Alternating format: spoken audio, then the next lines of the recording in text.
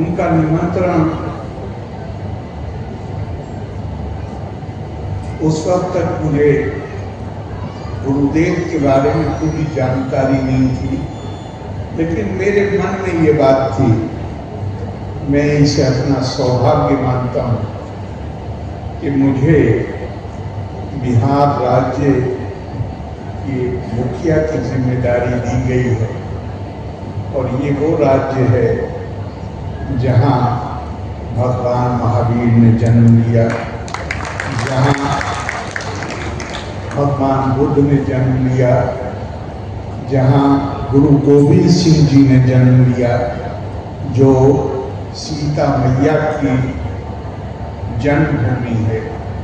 तो मैं तो उस नाते मैंने ललित जी का निमंत्रण स्वीकार किया कि मुझे जाना ही चाहिए।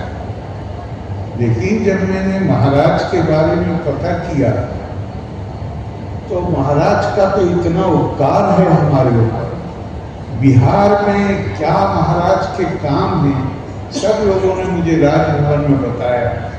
तो मैं यहाँ पर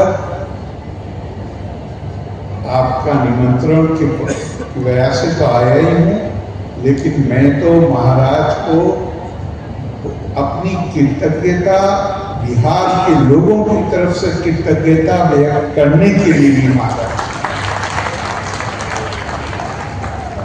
हमारा देश ऐसा है कि हमारे यहाँ चाहे आपके पास बाहुबल हो, चाहे धन बल हो, बुद्धि बल भी अगर हो, तो वो लोग जो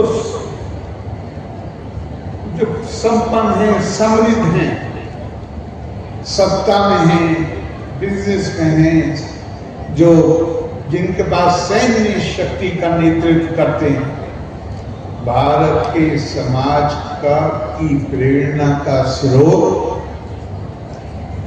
धन बल से संपन्न लोग नहीं रहे। भारत के समाज ने हमेशा प्रेरणा ली है संतों से। भारतीय समाज ने प्रेरणा ली है उनसे जो जिनका नाम त्याग और सेवा के साथ जुड़ा हुआ। हमारे महापुरुष स्वामी विवेकानंद ने कहा है, भारत के दो ही राष्ट्रीय आदर्श हैं, सेवा और त्याग। इसमें घनीभूत कर दो भारत को, बाकी चीज खुद ब खुद ठीक हो जाएगी। तो महाराज आपके अंदर तो दोनों चीजों का संगम है। हम आपके, हमारे पास शब्द नहीं है कि हम कैसे आपके प्रति अपनी कृतज्ञता व्यक्त करें। हाँ, ये मैं जानता हूं कि ये, जैसा मैंने पहले कहा, ये तो वो देश है जहां, और आज भी हमारा सौभाग्य है कि हमारी वो परंपरा हमारे प्रधानमंत्री जी और दूसरे लोग निभा रहे हैं। हमारे यहाँ तो राजा जनक पैदल चल के जाते थे संतों के पास, और हमारी ये हमेशा की परंपरा है। हमारे यहाँ कहा गया है,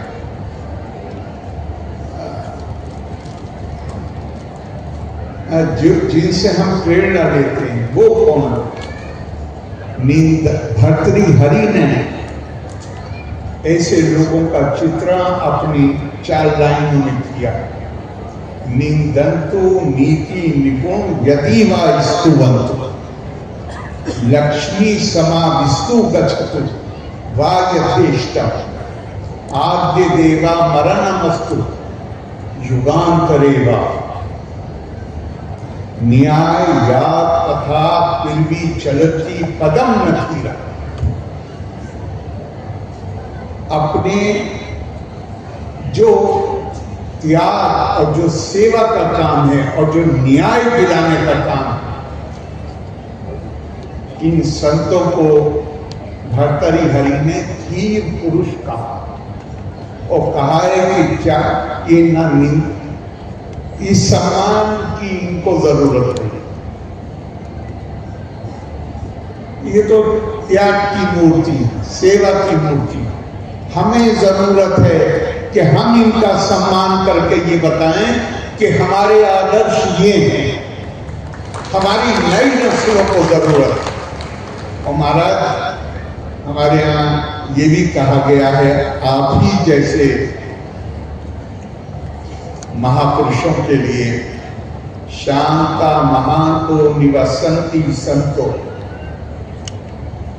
वसंतवल लोका हितम चरंता तीर्णा स्वयं भीमा भवा जनान अहेतु न्यान्यान अपी तारयंता। ये जो संतों की शक्ल में हमें शांत आत्माएं मिलती, ये वो हैं जो वसंत ऋतु की तरह घूम फिर के लोगों का कल्याण करने में लगते हैं, लगातार कल्याण करते हैं और ये खुद भी इस भवसागर के पार जाते हैं और बिना किसी स्वार्थ के दूसरों को भी भवसागर पार करने में सहायता करते हैं। और ये तो आपके पास आना, मुझे महाराज एक फारसी का शेर भी याद आ रहा है। उसमें कहा है कि हर के ख्वाहद हम नशीनी बाखुदा, हर वो आदमी जो परमात्मा के निकट जाना चाहता है उसे चाहिए कि वो संतों की संगत में अपना कुछ समय बिताए। तो महाराज, हमारा ये सौभाग्य है और हम ये जानते हैं, ये भी हमारे यहाँ कहा गया कि सत्संगत्वे निसंगत्वा, संतों के साथ बैठने से वैराग की भावना पैदा होती है। निसंगत्वे निर्मोहत्वम, निर्मोहत्वम निश्चल तत्वम, निश्चल तत्वे जीवन मुक्ति। एक से दूसरी चीज होती चली आती है, सत्संग से वैराग, वैराग्य से विवेक, विवेक से स्थिर आत्म तत्व और उससे फिर जीवन मुक्ति। तो महाराज, हम अपने आप को सौभाग्यशाली मानते हैं और इस कार्यक्रम के साथ जो क्षमा वाणी कहते हैं, क्षमा मिच्छामि दुक्कडम, क्या सुंदर कल्पना है, गौर करिएगा, क्या सुंदर कल्पना है। कामिनी सवा जीवे सवे जीवा खमंतु में, मिट्टी में सवा कुएसु वेरम मध्यम ना केन। सब मेरे मित्र हों, मैं सबका मित्र हूं और मेरे दिल में किसी के लिए भी वैर भाव ना हो।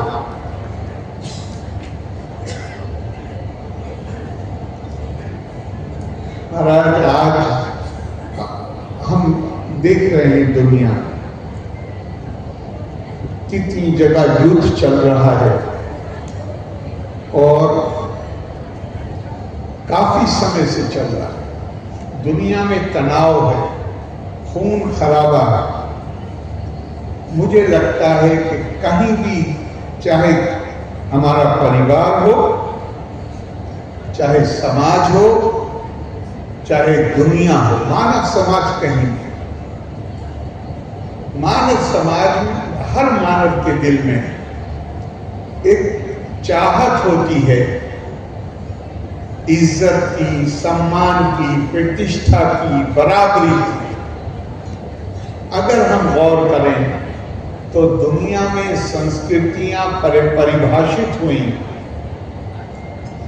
मेरा रंग गोरा है, मैं तुमसे श्रेष्ठ हूं,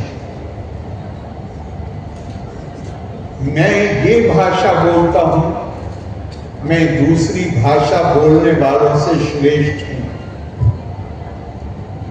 मेरी ये आस्था है और इस महापुरुष को मैं मानता हूं। जो इस आस्था को नहीं मानता, जो महापुरुष को नहीं मानता जिसे मैं मानता हूं, वो मुझसे कम है। रंग, जाति, हर चीज पे अपनी जब भी ये दावा होगा कि मैं दूसरे से श्रेष्ठ हूं, अगर दूसरा कमजोर है तो खामोश रहेगा, लेकिन उसके भी दिल में तो वो खराब महसूस करेगा। मेरा ये मानना है कि जैन दर्शन में अनेकांतवाद के रूप में, सियादवाद या नएवाद के रूप में दुनिया को रास्ता दिखाया है कि कैसे हम शांतिपूर्वक, जैसा गुलाब जी कह रहे थे, जियो और जीने दो का माहौल बना सकते हैं। मैं कह रहा हूं, मैं से मतलब मैं से बता, हम में से कोई, यही सत्य है। जैन दर्शन हमें सिखाता है कि ये मत कहो कि यही सत्य है, कहो ये भी सत्य है।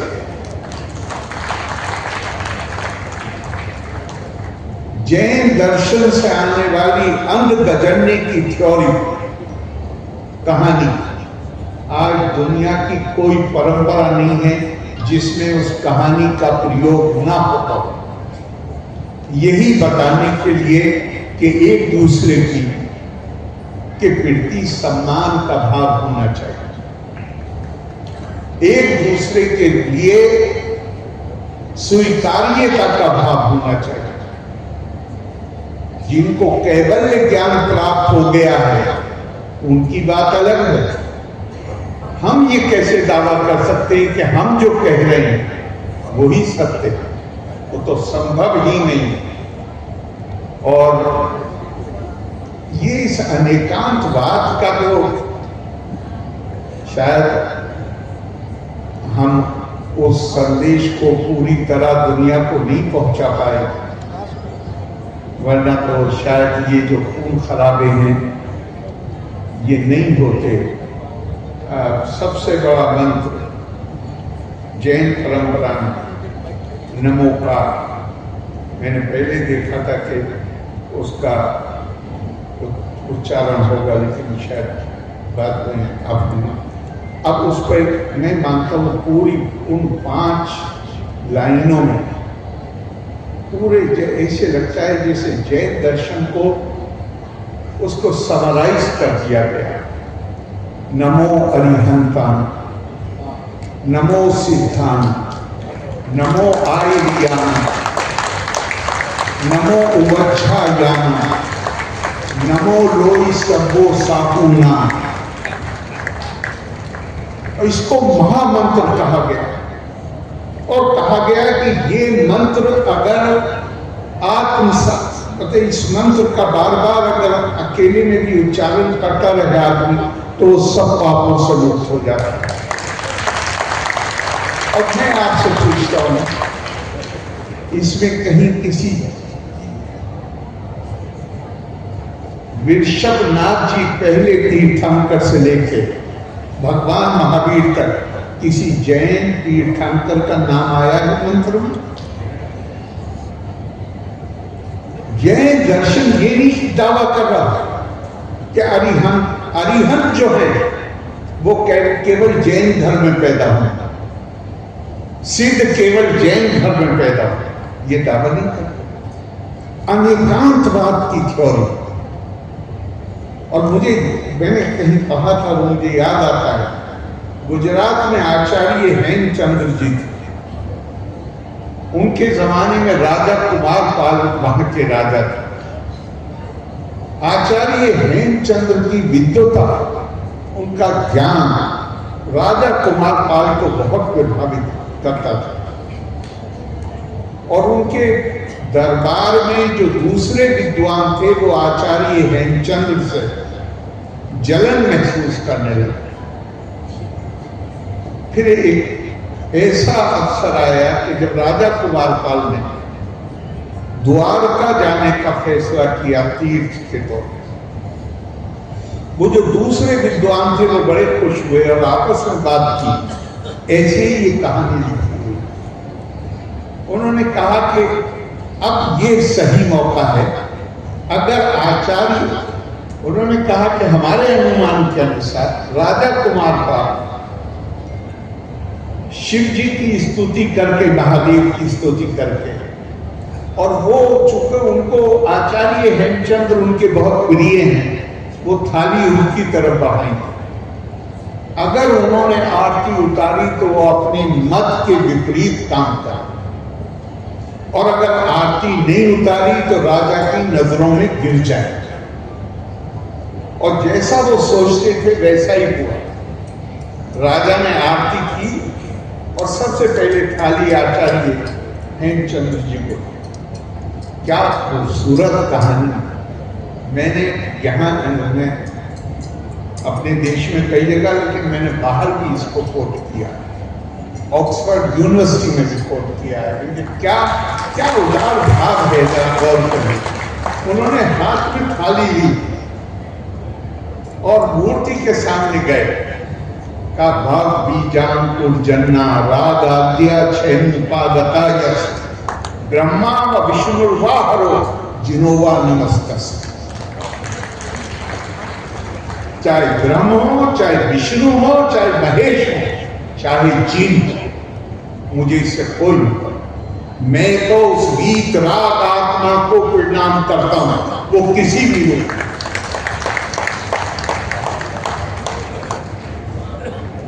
क्या मतलब, ये अगर ये संदेश चला जाए, दुनिया में कोई झगड़े बाकी रह गए। लेकिन इसलिए हमें, महाराज हमारे बस की तो नहीं है, इसलिए कि हमारे विचार और आचार में अंतर, पर आप हमें वो रास्ता दिखा सकते हैं जिससे भारत ये संदेश दुनिया को दे सके।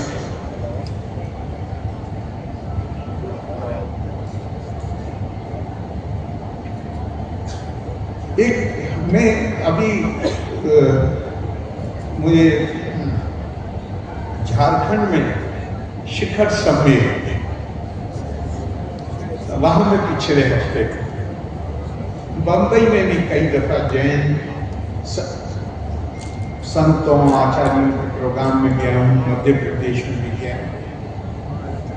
मैं विद्यार्थी हूँ, गलतफहमी में मत आइएगा मेरे बारे में कि मुझे कुछ आता जाता है, लेकिन मैं पढ़ता हूँ, उसका बहुत शौक। और ख़ास तौर से जब मुझे कहीं जाना होता है तो मैंने पढ़ा कि आज मॉडर्न साइकोलॉजी केवल अनेकांतवाद नहीं है कि दूसरे का सम्मान करो, स्वीकार करो।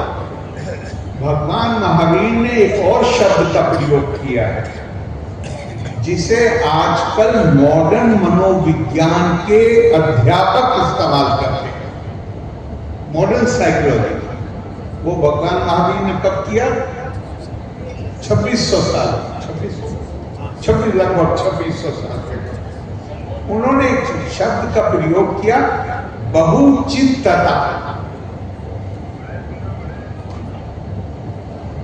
पॉलीसाइकिक अंग्रेजी में इसको कहा गया। पूरे आप जो बौद्धिक क्षेत्र है उसमें नजर डालिए, भगवान महावीर से पहले किसी ने इस शब्द का प्रयोग नहीं किया। उन्होंने कहा सिर्फ अनेकांतवाद ये नहीं है कि दूसरा आपसे भिन्न है, खुद आपके अंदर कई व्यक्तित्व पल रहे हैं। सुबह बहुचित्तता, सुबह को आपका मन कुछ और है, दोपहर को आपका मन कुछ और है, शाम को आपका मन कुछ और है, और हम खुद भी नहीं समझ पाते कि ये इतनी तेजी से थोड़ी देर में ही ये परिवर्तन कैसे आ सकता। और इस सब को मतलब ये जो नैसर्गिक नियम है, लॉ ऑफ नेचर है, तो पूरी भारतीय संस्कृति कहती है कि ये जो विभिन्नता आपको नजर आती है, इसको सम्मान करो, इसको स्वीकार करो। लेकिन साथ में हमारे दर्शन में एक बात और भी, और वो ये है कि सब कुछ इन दो आंखों से नहीं देखा जा सकता। यहां पर रुको मत, अपने अंदर देखने की वो योग्यता भी पैदा करो जहां तुम्हें सामने से दिखने वाली बहुधा अनेकता के पीछे जो आत्मा की एकता है वो नजर आ सकती। और क्या खूबसूरत बात कही है, मनसा एवा इदम आपका व्यय नेहा नाना अस्ति किंचना मृत्यो सा मृत्यु गच्छति या इहा नाने वापस। ये सामने से दिखने वाली जो बहुधा और अनेकता है, अगर इसको वास्तविक समझा और इसके पीछे छुपे हुए आत्मा के बंधन को नहीं देखा, भारतीय परंपरा में एक भी प्रार्थना ऐसी नहीं है जिसमें किसी एक वर्ग के लिए, किसी एक समुदाय के लिए या केवल अपने देश के लिए प्रार्थना की जाती है। प्रार्थना की जाती है सर्वे भवन्तु सुखिनः, सर्वे सन्तु निरामयाः, सर्वे भद्राणि पश्यन्तु मा कश्चित् दुःखात् भवेत्। तो ये यहां पे कहा जा रहा है, उपनिषद में कहा जा रहा है कि जो लोग इसको सम्मान करो, अनेकता का सम्मान करो, लेकिन अपने अंदर ये योग्यता भी पैदा करो कि इसके पीछे छुपी हुई जो एकात्मता है, आत्मा की एकता है, उसको पहचान सको। इसी के वो एकात्मा की भावना जब पैदा हो जाएगी तो फिर ये संभव नहीं है कि आपको दर्द हो और मुझे तकलीफ हो, ये तभी संभव। और क्या कहा कि जो इस अनेकता का, मैं बार बार दोहराता हूं, सम्मान, स्वीकार, अनेकांतवाद, लेकिन जो इसको वास्तविक समझेगा, मृत्यो सा मृत्यु गच्छति या इहा नाने वापस, जो इस विभिन्नता को वास्तविक समझेगा वो मृत्यु से मृत्यु में यात्रा करता रहेगा, उसके लिए मोक्ष संभव नहीं। क्या क्या यही वो चीज है जिसके लिए स्वामी विवेकानंद कहते थे, भारत के पास दुनिया को देने के लिए एक संदेश है। महाराज, हम तो आपसे ही प्रेरणा ले सकते हैं कि आप हमें ये आप हमारे ऊपर ये असर डालिए। एक विचार होता है, विचार जब तक आचार में नहीं बदलता जो आपके अंदर है, तब तक विचार करने का अधिकार नहीं मिलता किसी। तो हमारे अंदर जो कमियां हैं महाराज, लेकिन हमें अपनी संस्कृति पे गर्व है, हमें मालूम है कि हमारे देश के पास वो ताकत है कि हम अपनी भी समस्याओं का समाधान ढूंढ सकते हैं और दुनिया को भी हम एक रास्ता दिखा सकते हैं। और महाराज, मैं आपके लिए फिर एक बार आपको बहुत बहुत धन्यवाद तो नहीं, लोगों की तरफ से, अपनी तरफ से। और महाराज, मुझे आपको देख के गीता का एक श्लोक याद आता है, सत्ता कर्मणि अविद्वांसा यथा कुर्वन्ति भारत कुर्यात विद्वान तथा सत्ता चिकीर्षु लोका संगम। हम सब अपना जीवन यापन करने के लिए कड़ी मेहनत करते हैं, अपने लिए, अपने परिवार के लिए, वो हमारी प्रेरणा, खूब मेहनत करते हैं ताकि इस लायक बन सकें कि अपना जीवन ठीक से चलाएं, परिवार का जीवन, अपने से संबंधित लोगों को के लिए भी कुछ कर सकें। लेकिन ये जो हमारी प्रेरणा है, ये हमारी अज्ञानता का प्रतीक है। आप जैसे संत हैं, वो तो जो भी काम करते हैं उनकी प्रेरणा एक ही जगह से आती है, चिकीर्षु लोका संदर्भ। उनकी एक ही इच्छा होती है कि मैं मानव कल्याण कैसे कर सकूं, मैं विश्व कल्याण कैसे कर सकूं। लोका संगत, हमारे बहुत से गीता के टीकाकारों ने इस श्लोक के बारे में लिखा है कि सारी फिलॉसफी लोका संगठन में आ जाए। हमारा हर काम वो होना चाहिए जिसमें उद्देश्य अपने निजी स्वार्थ नहीं, चिकीर्षु लोका संगत। आप हमें इसकी प्रेरणा दे सकते हैं, आप हमें इसकी प्रेरणा देंगे, मुझे पूरा विश्वास है। और मैं एक बार फिर आपके प्रति बहुत अपनी श्रद्धा